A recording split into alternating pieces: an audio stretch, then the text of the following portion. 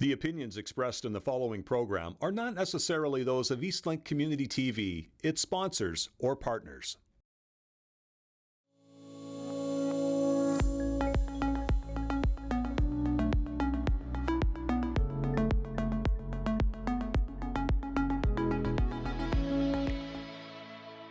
Welcome back to another episode of the Unlikely Innovators. I am Mike Commito, joined as always by Steve Gravel, and today we're very excited to be joined by Dario Zulich, CEO of Sudbury Wolves Sports and Entertainment. Dario, welcome to the show. Thanks for having me. Thanks for being here. Let's get started. How did you get into sports ownership? Because we know that you've got the business background and sports ownership is a business, but what drew you into wanting to get into sports ownership? No question, when I went to university, I never dreamed of being in the sports business. Yeah. I went to university only to play basketball, actually. And you know, at the time, bad news, I hurt my leg and I couldn't continue on with the varsity basketball team at Western Mustangs. But everything happens for a reason, and I got into a pretty damn good business school there at Western, the Ivy School of Business. But it was not in my planning I'm going to own a sports team, right? And so it just came upon me, you know, and everything happens for a reason. And I can tell you, I'm very happy I'm in this business right now. But, you know, it all started with my family. I'm in a real estate development. We built a few apartment buildings. We've built some commercial buildings, subdivisions. And then from there, my interest went over to test contracting, where I bought it from my father-in-law. And I'm doing industrial contracting. And very quickly, I guess, we had an office in Sault Ste. Marie. There's a contractor that wanted a price for the supply installation of all the steel and all the concrete bleachers. And so I said, "Were you there? Give them a price." We got a price. We did it, and that was the Sioux Memorial Gardens, and it was successful. And I remember walking. I was actually very impressed with what we were doing with multiple cranes in the air. That's the hard part. And because of that, a few short years later, there was a fog out at the Sudbury Arena, where first game of the season against the Sioux, and the game was called off. Couldn't see the puck; it was all foggy. And so, sure enough, you know, the fans were laughing at us, the players were laughing at us. You know, the city of the Sioux was laughing at the city of Sudbury. So the city of Sudbury said immediately thereafter, said, "Who is interested in helping us replace our community arena?" And so this let out an expression of interest. January 4th or 9th of 2014.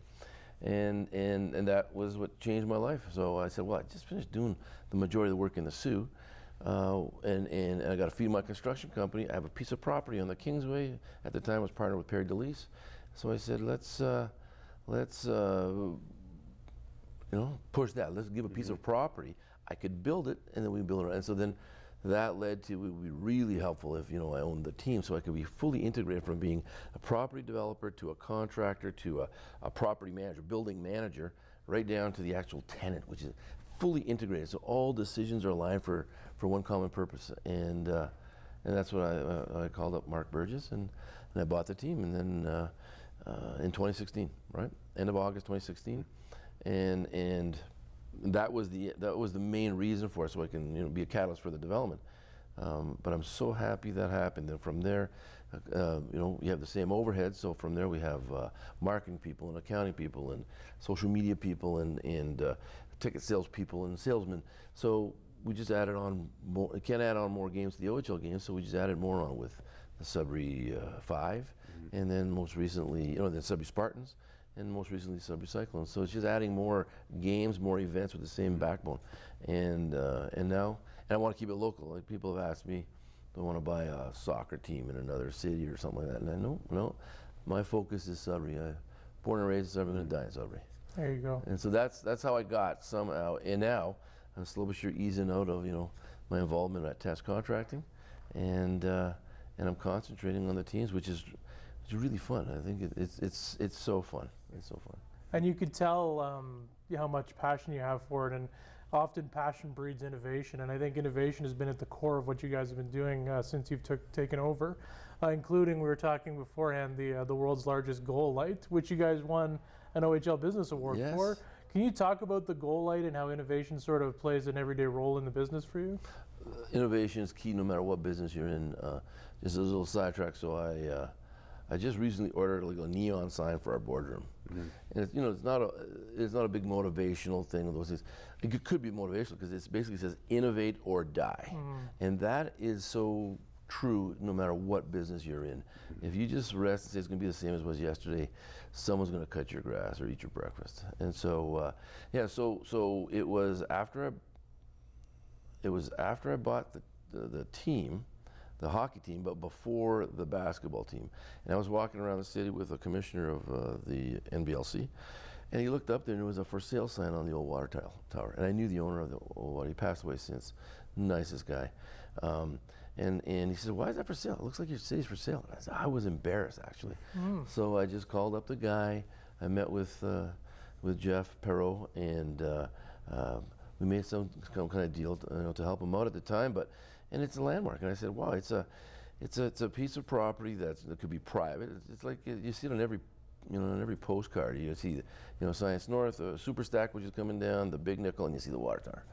And so I bought it, and always with the intention. I said someday I would love to. So I give credit to the commissioner of the NBLC, but I bought it, and then always we sat there at the restaurant, Gonga's restaurant, and I was talking to Rob Papineau. We were talking about, man, it would be awesome to make that into a goal light, right? And that was always my intention, and it took a little longer than I thought. I had to go through a couple of storms like COVID and so on, but we finally got there, and it's worked out way better than I've ever thought.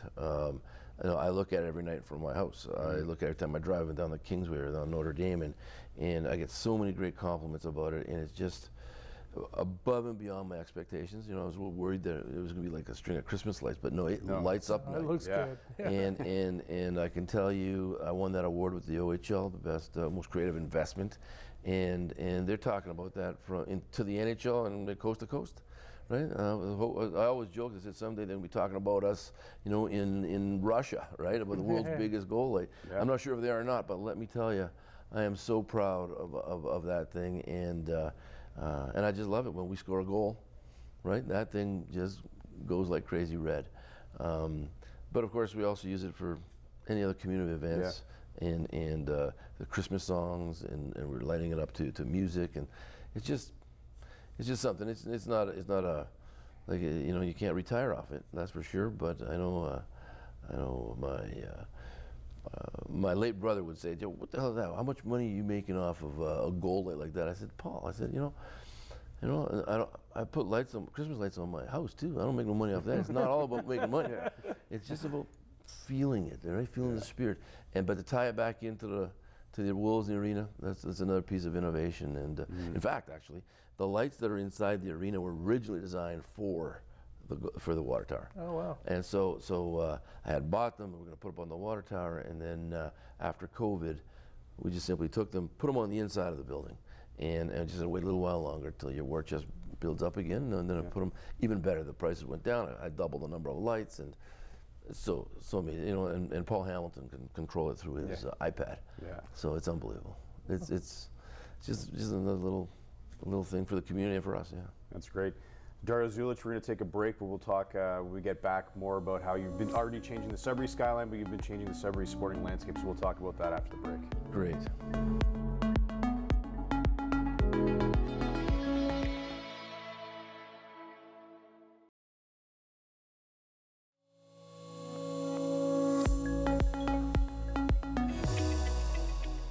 Welcome back. We're still joined by Dario Zulich, CEO of SWSE. Dario, Sudbury's always been like a hockey town, right? But I think for many people, they wouldn't necessarily think of Sudbury as a destination for sports. But that's all changed with the work that you've been doing with the Five, with the Spartans, and with the Cyclones. It's just a really cool time for sports in Sudbury right now. I took my daughters to our first Cyclones game this past year when they played some of their home games at Cambrian.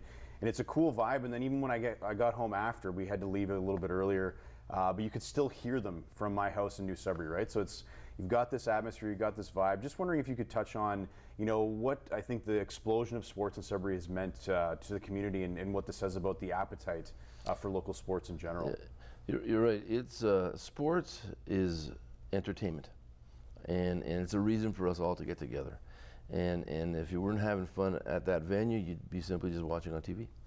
Mm-hmm. And so we're in the entertainment business, and I figured that out like the first week on the job in 2016 when after picking up the Wolves. Like I really don't know much of the little intricacies and the nuances of managing a hockey team, or even all the rules. And so, but the one thing, and I've done a study. I went back to the business school at Western, and I had them do a study, and they said, the bad news is that 40% of your attendance is based on winning. Mm-hmm. But the good news is 60% is not, and that really is how you look at it. Is a glass half full or half empty? So 50%, or it's called 50-50. So 50% is going to win. You got to have everyone win. Nothing fills an arena more than winning. Yeah. But if 50% is in my control to make it entertaining, and that's what it's all about. And so it's family driven, and so you make it really easy to. It's got to be easy. The customer experience from the time they leave the house to the time they get there, and they park and they cross the street and then navigate snowbanks and get inside and big long lineups and get through the box office into their seat. It's got to be comfortable, right? Can't be too thin, and they all often are in arenas that they want to squeeze more seats in. And then it can't stink, and it's got to be a great feeling. No lineups, and they enjoy the game. And then the concessions have to be good. Yeah. And then on the way out, got to be easy to get out. So the whole experience has got to be enjoyable, or else people are not going to come back. And that's what we focused on. And so if we could do it for hockey, right? We did it for basketball, completely separate, different demographic, a little higher end, right? In terms of, they'd rather have a glass of wine than a beer, but same thing. We're talking about people having fun, and we're taking that, from hockey to basketball, and then also now in the fields, right, with soccer and football. And that's what we're trying to create an environment that's a vibe, that's really fun, and the more it gets filled in, I get pleasure of that, right? Our mission statement, using my schooling background, so we it's so important to what are you doing it all for? You talk about your mission, vision, and values, right? Mm-hmm. And the mission is so clear.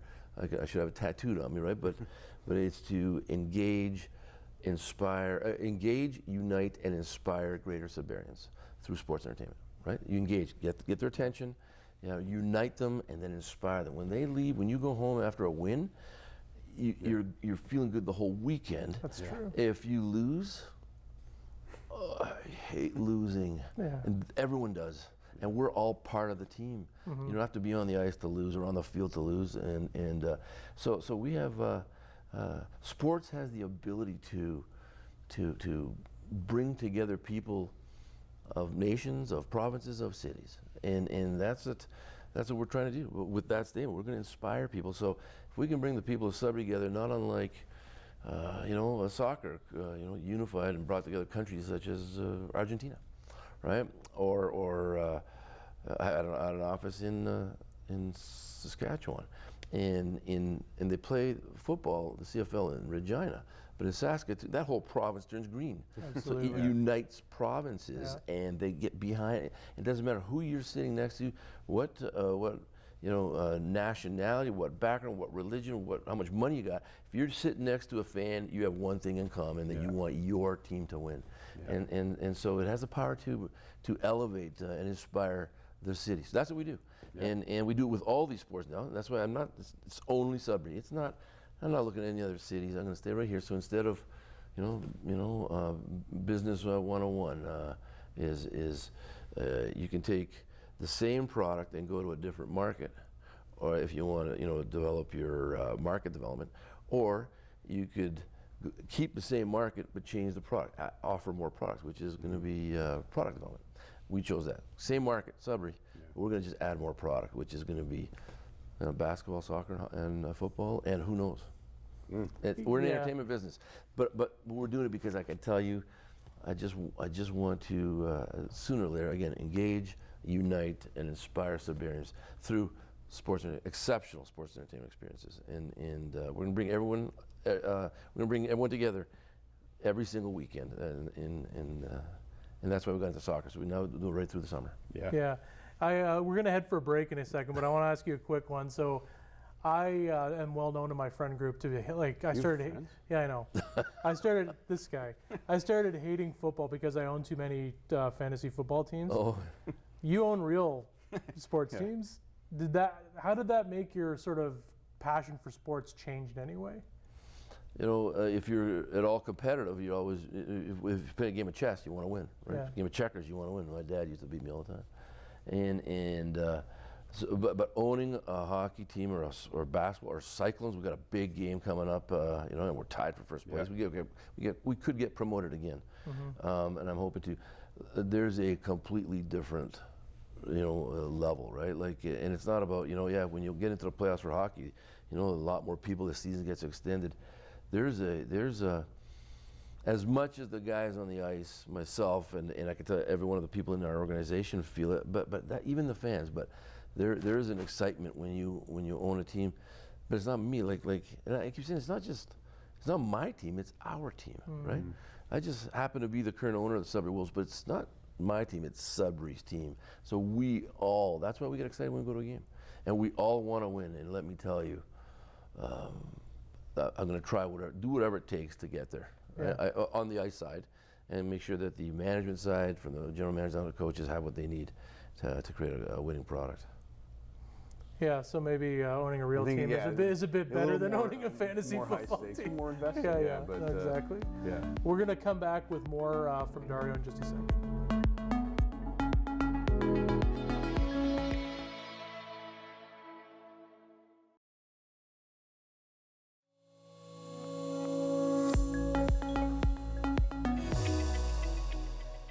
We're back with Dario Zulich. Dario, before the break, you'd mentioned, we were talking about the sporting landscape, and you said, who knows? I was wondering, have you thought about other sports? Have you thought about lacrosse, baseball? I mean, we also have a lot of cricket players around town. If you drive around, especially in the Cambrian area, you see them playing, or they're at the Terry Fox field playing cricket as well. Have you thought of other sports that you could share at this point? I've thought about it for sure. Yeah. For sure the cricket, baseball for sure. Lacrosse has been mentioned before. Yeah. These are all product development, right? Like we talked about. So just add more lines to the same community, to the same market. Just got to watch that. You know, there's sooner or later going to be so many events people can go to. You're going to separate up, you know, that market up so much. But there's a market to be entertained, and so for sure, I'm looking at all those. But all those take time, including the Cyclones. Or, you know, the Sudbury Wolves been around. Sudbury Spartans been around for 65 years. So the Sudbury Wolves since '72. But you know, the Cyclones was a long time ago. But I keep telling you know, our office, it's like planting a seed, and if you plant a seed, those first few, over the course, because I do gardening now. I use that analogy. So I planted a couple of these zinnia flowers I planted this spring. And so you plant a couple of seeds and you keep looking at it. And it's underground. And you don't see nothing happening. And sooner or later it breaks through, right? But a flower doesn't really come up. It just takes time. You keep watering it. Give it the right environment. Not too hot, not too cold, not too much water, not too much fertilizer. And it doesn't matter how much you want it to grow. You just got to let it, its DNA figure it out. But you know it's going to grow, so it just takes patience. So you plant a seed, whether it be I believe soccer is going to be unbelievable. Yeah. I think lacrosse could be. I think cricket could be unbelievable.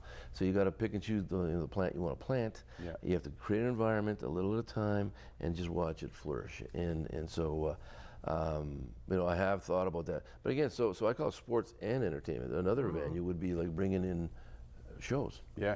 Right? Like we were the ones who brought in the Beach Boys.